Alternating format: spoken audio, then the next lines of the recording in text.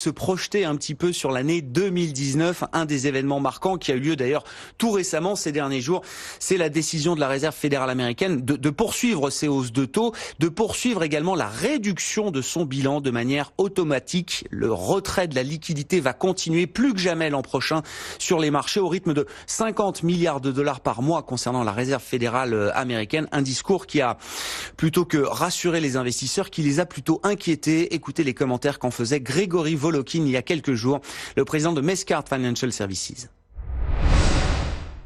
Oui, je crois qu'on le répétait tous les jours en fait. Il s'était développé dans le marché des attentes. Les attentes du marché ne veulent pas dire que c'est une analyse intelligente de la situation, mais c'était les attentes du marché. Le marché attendait quoi? Le marché attendait un miracle, et le miracle, ça aurait été que tout d'un coup, la Fed dise l'année prochaine, on ne monte pas les taux. Pourquoi dirait-elle ça? La Fed a un message depuis des mois qu'elle se force de faire passer au marché. Nous allons agir selon les circonstances économiques et selon les statistiques que nous avons en main. Exemple, hier, les taux aux États-Unis ont été montés de 25 points de base. C'était ce qui était attendu. Basé sur quoi? Sur l'économie américaine aujourd'hui, qui a une croissance annuelle de plus de 3%, le plein emploi, etc.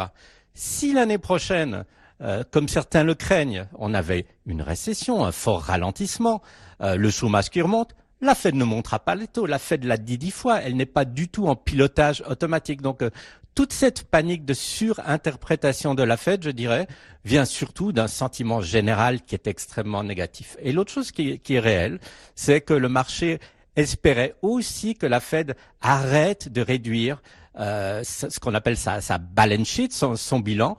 Pourquoi l'aurait-elle fait? Alors qu'on critiquait tellement la Fed d'avoir un bilan de plus de 4 trilliards de dollars et qu'elle diminue de 50 milliards par mois. Donc en fait, la Fed a juste fait son travail et elle n'a pas peut-être apporté le cadeau que certains espéraient. Mais maintenant, en tenir des conclusions que l'année prochaine, la Fed va monter les taux, que c'est la fin, etc., je dirais à mes yeux totalement ridicule.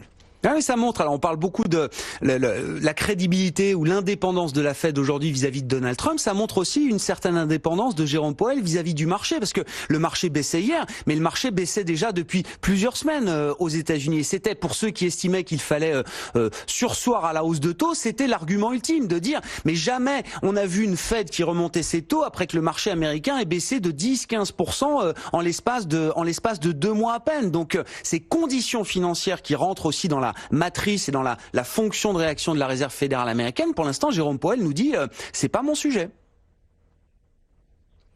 Écoutez, ce n'est pas le sujet. Le sujet de la Fed, elle a 2 mandats. Il ne faut pas demander à la Fed de faire quelque chose qu'elle n'est pas censée devoir faire. Un mandat, qu'est-ce que c'est? C'est le plein emploi. Hein. C'est de maintenir l'emploi aux États-Unis. Elle y est arrivée. On peut vraiment pas la critiquer. On a un niveau de chômage de 3,7%. Et l'autre mandat de la Fed, c'est qu'il n'y ait pas d'inflation dans l'économie plus qu'à un certain niveau, 2%. Elle y est arrivée aussi pour le moment. Donc, pour le moment, elle remplit son rôle. Il n'y a jamais eu un rôle de la Fed explicite de lutter contre le ralentissement de l'économie chinoise, d'empêcher les gilets jaunes de casser des vitrines à Paris et de sauver les marchés financiers. On avait dit, le put Greenspan, le put Bernanke, etc. Mais ça, c'était dans l'esprit des investisseurs.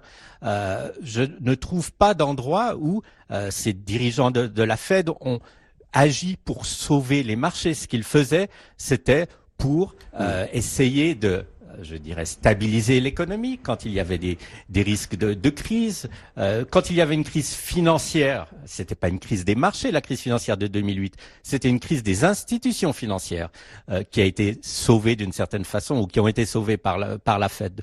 Donc il faut mettre les choses à leur place. Maintenant, ce qui va être très très important, c'est de voir non seulement l'état d'esprit des investisseurs, mais c'est surtout de voir la croissance mondiale, la trajectoire de cette croissance, si une guerre économique va vraiment se développer et tous les risques politiques.